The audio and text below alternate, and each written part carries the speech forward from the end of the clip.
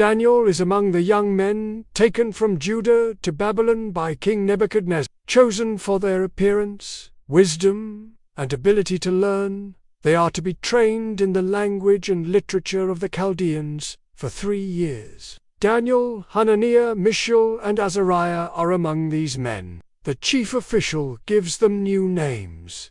Daniel becomes Belt, Hananiah becomes Shadrach, Mishael becomes Meshach, Azariah becomes Abednego. Daniel resolves not to defile himself with the royal food and wine. He asks the chief official for permission to abstain. God causes the official to show favor to Daniel, but he is afraid of the king's command.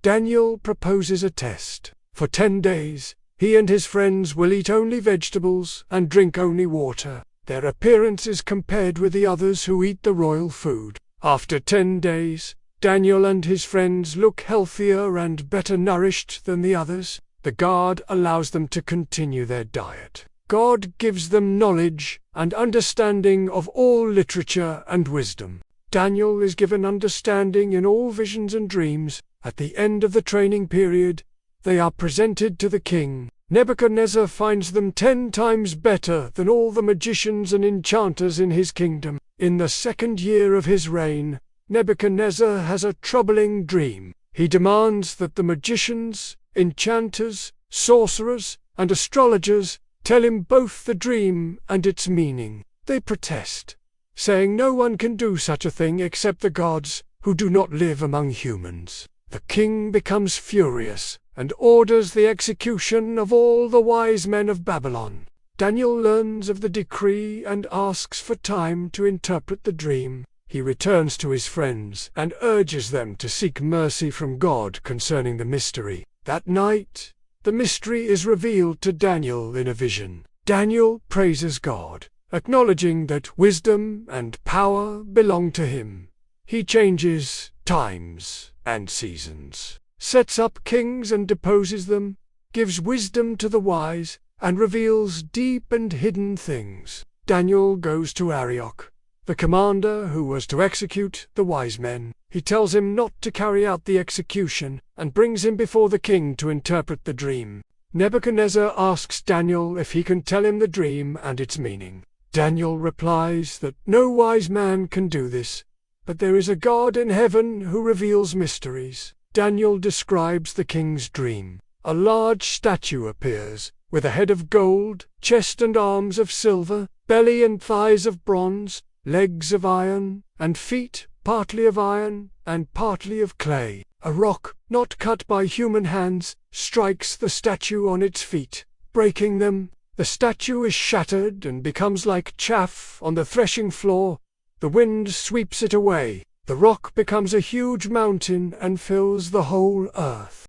Daniel explains the meaning. The head of gold is Nebuchadnezzar's kingdom. After him, other kingdoms will arise, inferior to his. The final kingdom will be strong like iron, but brittle due to its mixed nature. In the time of those kings, the God of heaven will set up a kingdom that will never be destroyed. It will crush all those kingdoms and bring them to an end. The dream is true, and its interpretation is trustworthy. King Nebuchadnezzar falls before Daniel and pays him honor. He acknowledges that Daniel's God is the God of gods and the Lord of kings, and a revealer of mysteries. The king places Daniel in a high position and lavishes gifts upon him. He makes him ruler over the entire province of Babylon and in charge of all its wise men. At Daniel's request, Shadrach, Meshach, and Abednego are appointed administrators over the province.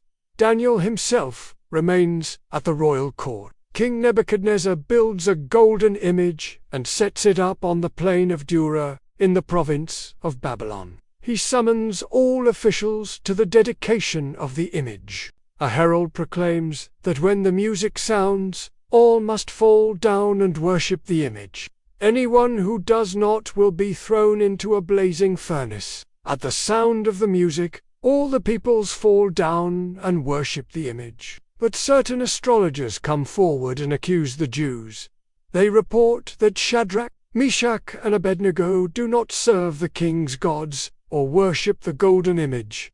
Nebuchadnezzar is furious and summons them. He asks if it is true that they refuse to worship the image. He gives them one last chance, warning that no god can deliver them from his hand. They reply that they do not need to defend themselves. If thrown into the furnace, their God is able to deliver them. But even if he does not, they will not serve the king's gods or worship the image. Nebuchadnezzar becomes enraged and orders the furnace to be heated 7 times hotter. He commands some of the strongest soldiers to bind them and throw them in. The furnace is so hot that the flames kill the soldiers who throw them in. Shadrach, Meshach, and Abednego fall bound into the blazing furnace. Then Nebuchadnezzar leaps to his feet in amazement. He sees 4 men walking unharmed in the fire, and the 4th looks like a son of the gods. The king approaches the furnace and calls them out. They emerge without harm. Not a hair is singed, their robes are untouched, and there is no smell of fire on them. Nebuchadnezzar praises the God of Shadrach, Meshach, and Abednego. He issues a decree that no one is to speak against their God. He promotes them in the province of Babylon. King Nebuchadnezzar sends a message to all peoples, nations, and languages. He tells the story of the signs and wonders performed by the Most High God. He recounts a dream of a great tree, visible to the ends of the earth. It provides shelter for beasts and birds. A holy messenger calls for the tree to be cut down, its stump bound with iron and bronze, and for its mind to be changed from that of a man to an animal. None of the wise men can interpret the dream. Daniel is brought before the king. Nebuchadnezzar tells him the dream. Daniel is troubled but interprets it. The tree represents the king. His greatness has grown and reaches to the sky. He will be driven away and live with wild animals, eating grass like cattle. 7 times will pass until he acknowledges that the Most High rules the kingdoms of men. The stump and its roots mean his kingdom will be restored when he acknowledges that heaven rules. Daniel advises the king to renounce his sins and do what is right. 12 months later, as Nebuchadnezzar walks on the roof of the palace, he boasts of his power and glory. While the words are still on his lips, a voice from heaven declares that his authority has been taken from him. He is driven away and lives with the wild animals. His hair grows like feathers and his nails like bird claws. At the end of the time, he raises his eyes to heaven, and his sanity is restored. Nebuchadnezzar praises the Most High. He honors and glorifies the one who lives forever. His dominion is eternal, and his kingdom endures from generation to generation. The king makes Darius the Mede ruler over the kingdom. Darius appoints 120 satraps to rule throughout the realm. Over them he places 3 administrators, one of whom is Daniel. Because of his exceptional spirit, Daniel distinguishes himself so much that the king plans to set him over the entire kingdom. The other administrators and satraps become jealous. They try to find grounds to accuse Daniel, but they cannot. He is trustworthy, neither corrupt nor negligent. They realize that the only way to trap Daniel is through the law of his God. They persuade King Darius to issue a decree. It states that for 30 days, no one may pray to any god or man except death. Anyone who violates the decree will be thrown into the lion's den. The decree is sealed and becomes unchangeable according to the law of the Medes and Persians. Daniel learns of the decree, yet he continues to pray 3 times a day. He opens his windows toward Jerusalem, kneels down, and gives thanks to God, just as he has always done. The conspirators find Daniel praying and report it to the king. Though distressed, Darius tries to rescue Daniel, but the law cannot be revoked. Reluctantly, Darius orders Daniel to be thrown into the lion's den. Darius says to Daniel, "May your God, whom you serve continually, rescue you." A stone is placed over the mouth of the den, and the king seals it with his own signet ring.